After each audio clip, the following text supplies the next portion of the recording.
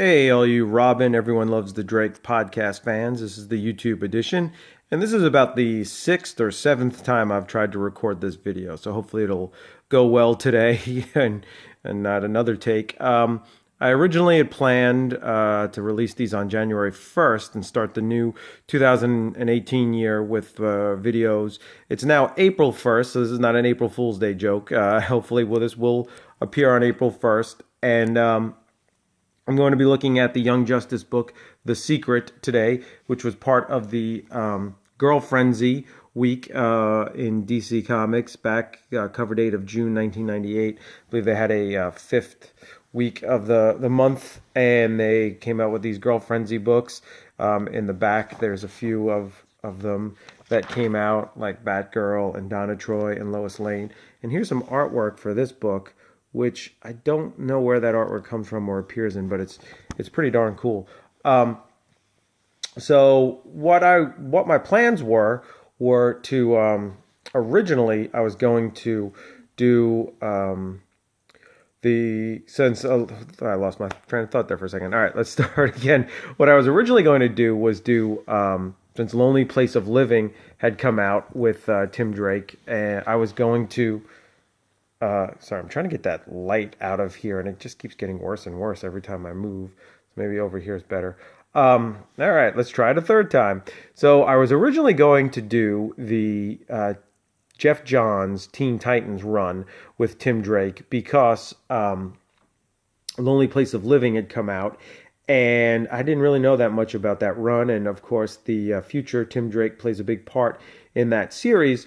So I started to read some of the Teen Titans, and I'm like, something's going on here. There's this. It feels like I'm jumping in on a midpoint, and then I realized, aha, there was another series before that, Young Justice. So I'm like, well, let me do Young Justice instead. So I got Young Justice #1, and the boys, Tim and Superboy and Impulse here, Connor and Bart were acting like they already knew each other, and I felt like I was jumping in on a midpoint here. So I was like, all right, well, what am I going to do here? So I look it up, and I realized, aha, there were some books before the Young Justice series.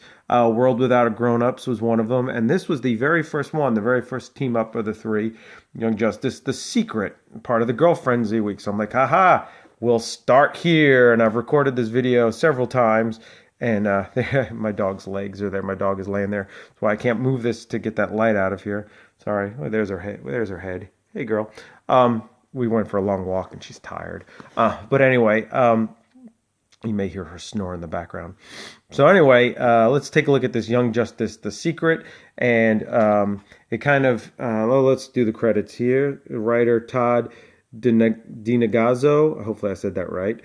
Pencils Todd Nurek. Inks Larry Stucker. I am not really familiar with too many of their works, but it says Young Justice, The Secret. We start off with Superboy. I'm Superboy. Hello. We start off with Robin, Tim Drake, and he's being interrogated, and it sounds like he's upset some people because it starts off, it says, "Good job, Robin. You've managed to anger all the wrong people. I'm sure they have told you how serious the situation is. Thousands of lives were in jeopardy, and you and your quote-unquote friends were right in the middle of it. We want your story, your side of the story, every detail. Tell me." And then you could see Robin's kind of like, okay. And he says the night before he got suspicious because there was a military convoy going through Gotham City.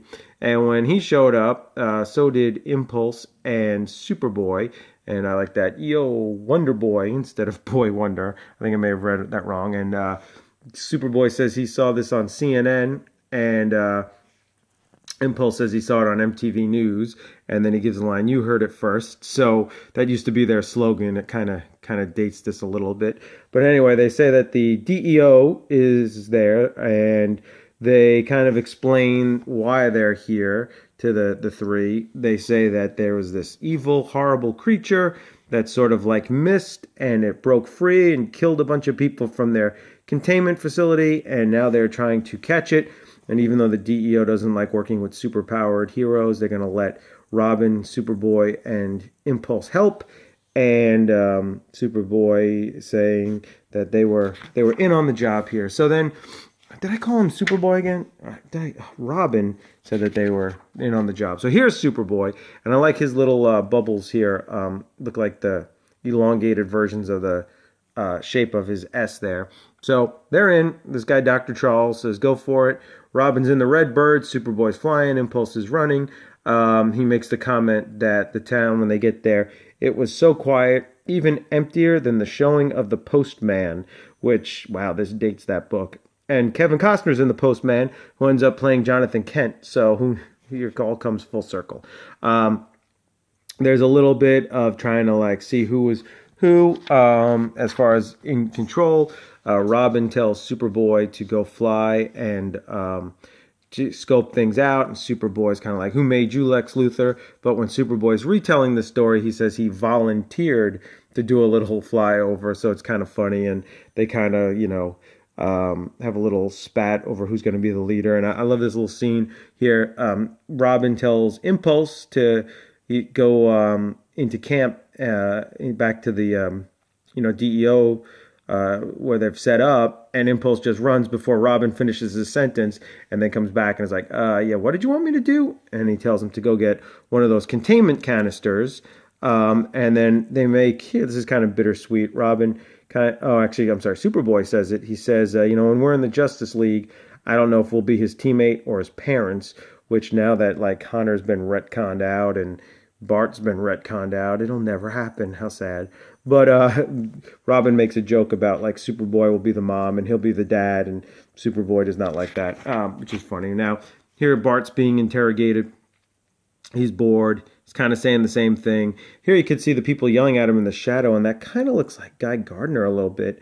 But I guess you see the high collar, but we'll come to play later. So here, this is kind of important. The DEO people are talking, and they say that this container is broken. It's got a damaged O-ring, which is the same thing that destroyed the space shuttle.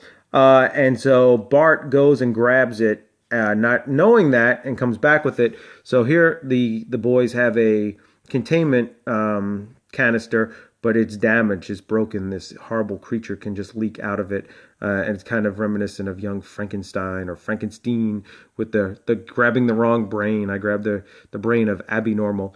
So then they go kind of fly to the town. Impulse says Robin came up with a plan, but it took him so long to tell them, which you can see that from Impulse. Everything we do in normal time must take forever. And so Impulse goes around, running all around, looking for this creature. He says he'll leave no stone unturned, which was kind of funny because they find it in a graveyard, in gravestones, and you could see it's just this hideous, horrible beast.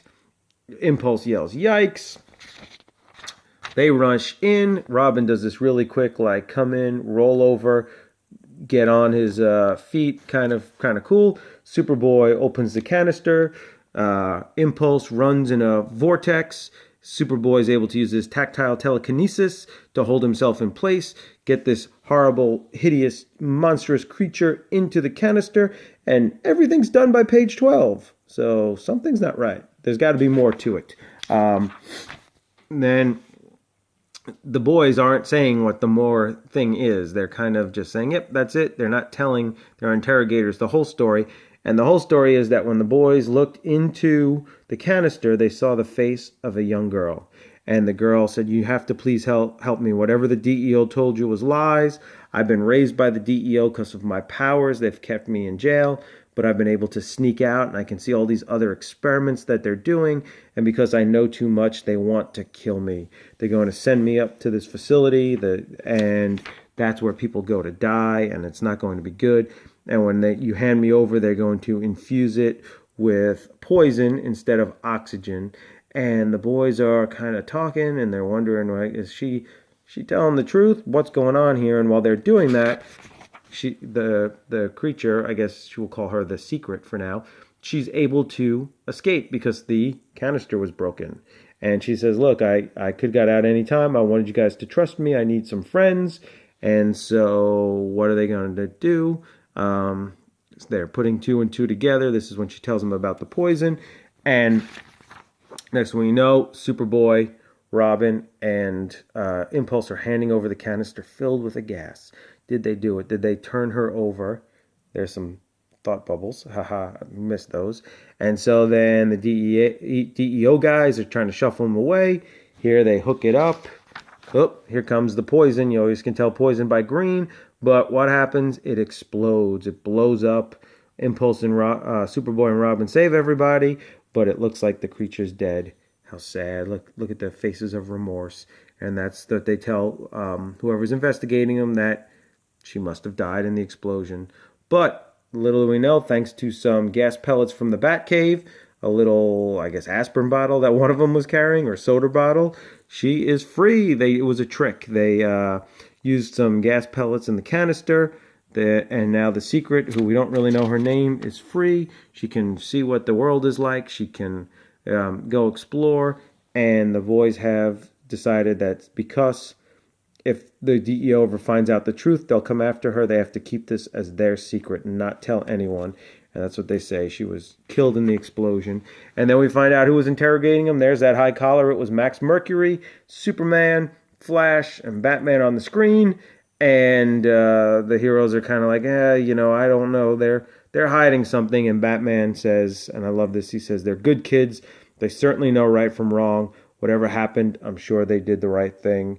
And he says, we all have our little secrets. Click. Cool. And that's a great start for Young Justice, which next time I'll be talking about World Without Grown-Ups, and hopefully I can get these video, YouTube, podcast reviews, or whatever you want to call them, out on a timely basis. And until next time, see ya.